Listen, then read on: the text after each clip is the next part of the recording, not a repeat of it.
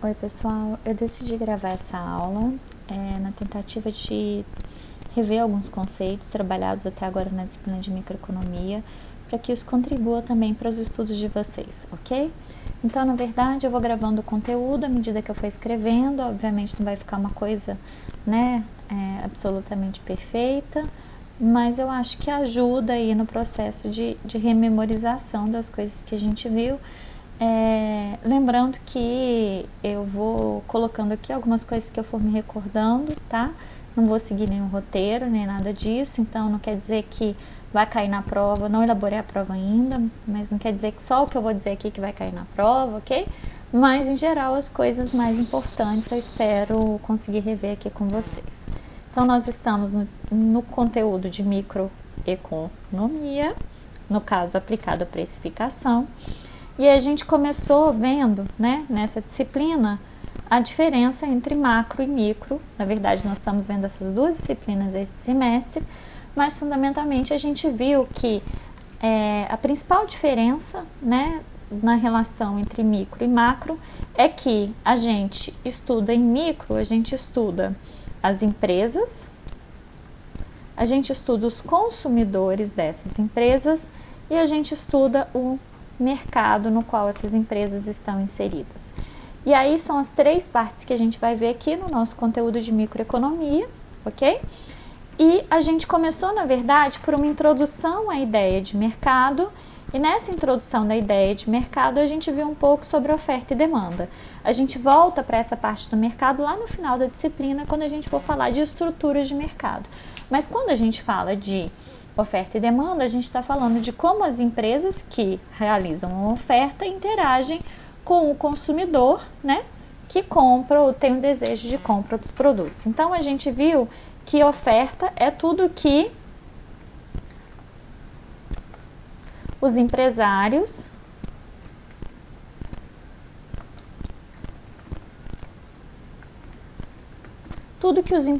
desejam colocar no mercado, ok? Então, isso é oferta, é o desejo de oferta, de venda, de produção dos empresários para um determinado mercado. Enquanto demanda é o desejo de compra dos consumidores em um determinado mercado. Aí aqui vale a gente fazer uma ressalva, porque esse conceito de demanda aqui em microeconomia ele é diferente daquele conceito de demanda que a gente viu lá na disciplina de fundamentos de marketing, certo? Lá no fundamentos de marketing, a gente vê que a gente considera demanda por marketing os consumidores que têm a necessidade, o desejo e a condição de compra de um determinado produto. Aqui a demanda não vai ser necessariamente a capacidade de compra, porque eu posso desejar, inclusive, um produto que não está disponível. Tanto que aqui a gente abre a possibilidade para que a gente tenha uma demanda não atendida, não é isso? A gente tem aqui a possibilidade de ter uma demanda que é maior do que a oferta. E não tem jeito das pessoas comprarem mais produtos do que estão sendo oferecidos. Então, na verdade, quando a gente fala que a demanda é maior que a oferta, a gente está falando de um desejo de compra que é maior do que a quantidade oferecida. E a gente vai falar de cada um desses aspectos, então. Quando a gente fala de demanda, a gente viu que algumas questões fazem aqui com que a gente tenha variações na demanda. Ou seja, a gente tem alguns fatores que influenciam a minha demanda. Que fatores que são esses? Bom, a gente tem aqui, primeiro, o preço do produto. A gente sabe que quanto maior o preço do produto, menor a demanda por esse produto. Quanto mais caro é um produto, menos os consumidores desejam comprar. Além disso, a gente viu um outro fator que é a renda. Quanto maior a renda, em geral, maior a demanda por esse produto. Quanto mais as pessoas ganham, mais elas querem comprar.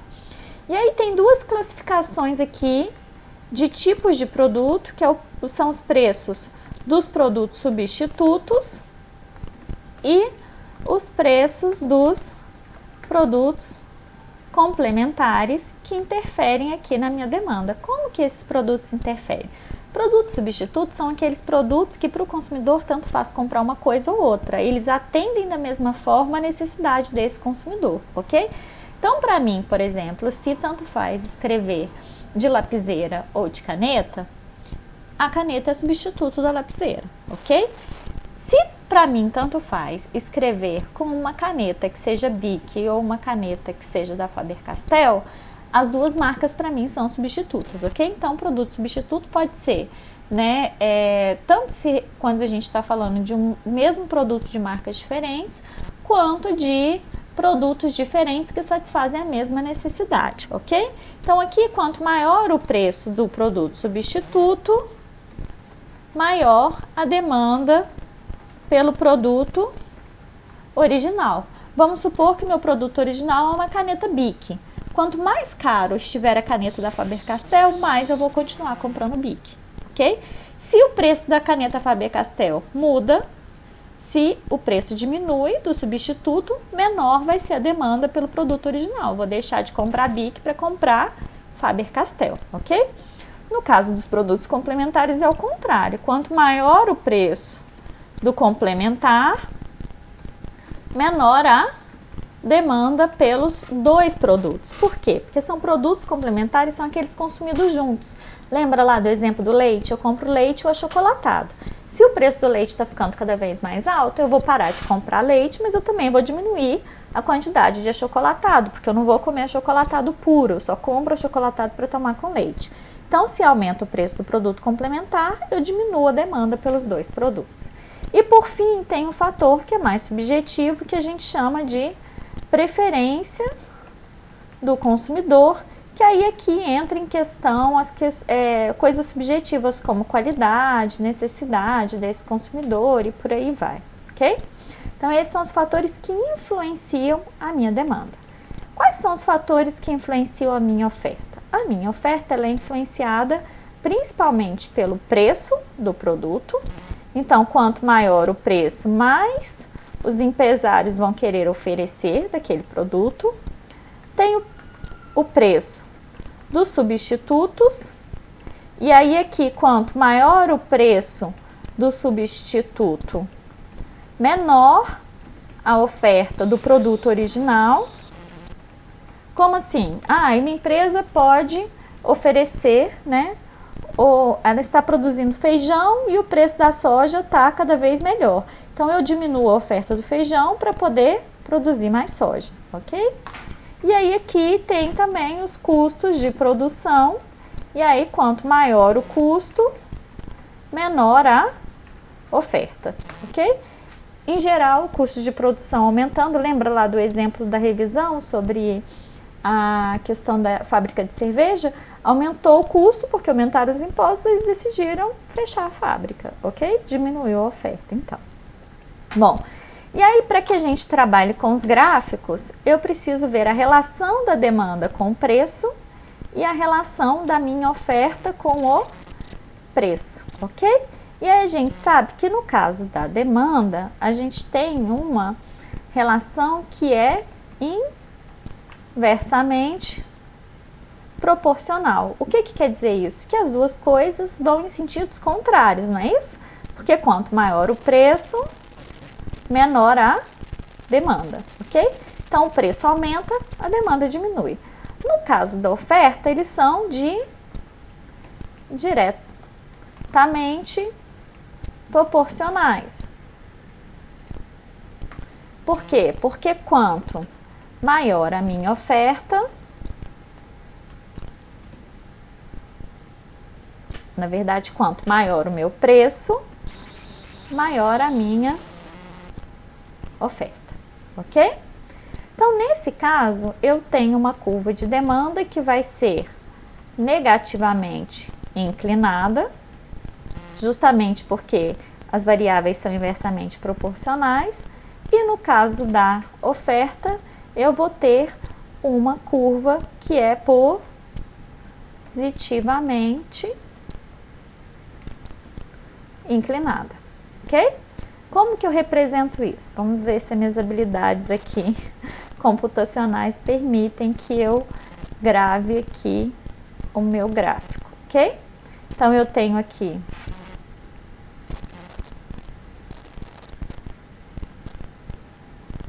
o eixo X, Nesse eixo X, daqui a pouco a gente acrescenta, a gente tem sempre que contar, né, do que é o eixo. Tem o eixo Y, ok? Então, nesse caso aqui,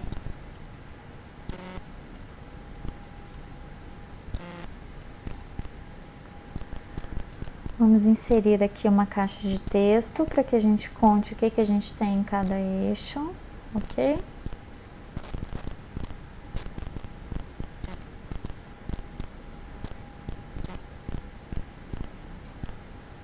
A gente não precisa de preenchimento e a gente também não precisa de contorno para ficar melhor aqui.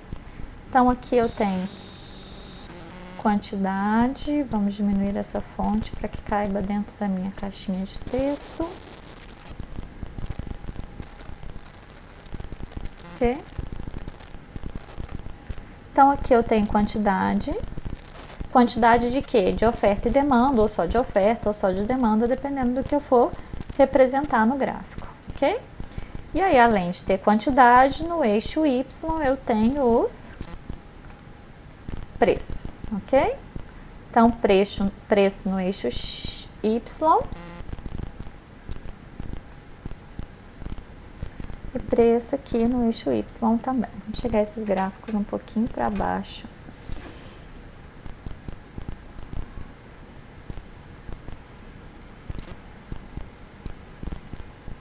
Que a gente possa representar melhor aqui.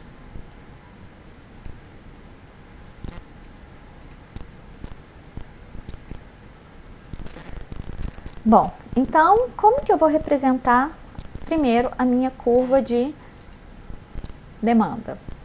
Eu vou representar, então, uma curva como sendo negativamente inclinada, ou seja, ela tem que, como se ela fosse fechar o triângulo aqui do meu gráfico. Gente, lembrando que o lado para o qual está apontada a setinha não faz diferença, tá? Eu poderia vir aqui, por exemplo, e inserir uma curva de demanda que não tivesse seta, não teria diferença, tá? Isso é uma curva de demanda. O que importa? Que ela é negativamente inclinada e não positivamente inclinada, ok?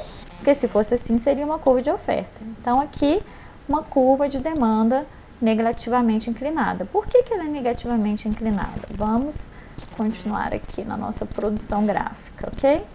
A gente vai ter aqui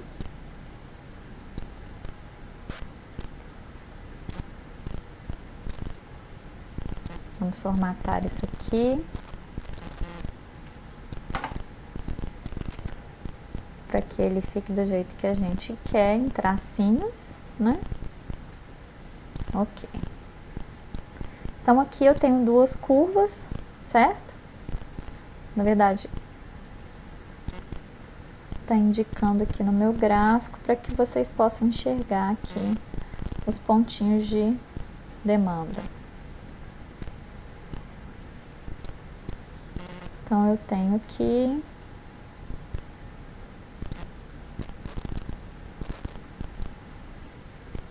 ficou meio tortinho, não tem problema. Vamos ser menos perfeccionistas, senão esse vídeo vai durar 3 horas. E aí aqui, então, eu tenho um preço, por exemplo, de 5.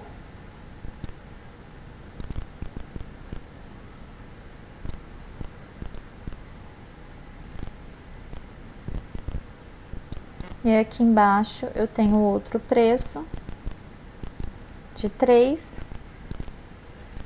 E aí eu tenho valores de demanda que são menores, por exemplo, 50, quando o meu preço é maior. E aí, quando esse preço ele é menor, como 3, por exemplo, a minha demanda é maior. Não é isso? Então, é isso aqui que mostra meu gráfico. Se eu tinha um preço de 5, 50 pessoas queriam comprar um produto, ou as pessoas queriam comprar 50 unidades desse produto. Se esse preço cai de 5 para 3, as pessoas, mais gente quer comprar esse produto, ou então, né, uma pessoa quer comprar mais unidades daquele mesmo produto, ok? Por isso que ela é negativamente inclinada, porque à medida em que caem os preços, aumenta a quantidade. Beleza? Bom, nós vamos fazer a mesma coisa aqui, então, para oferta, só que nesse caso, a minha curva de oferta vai ser invertida, né? Ops.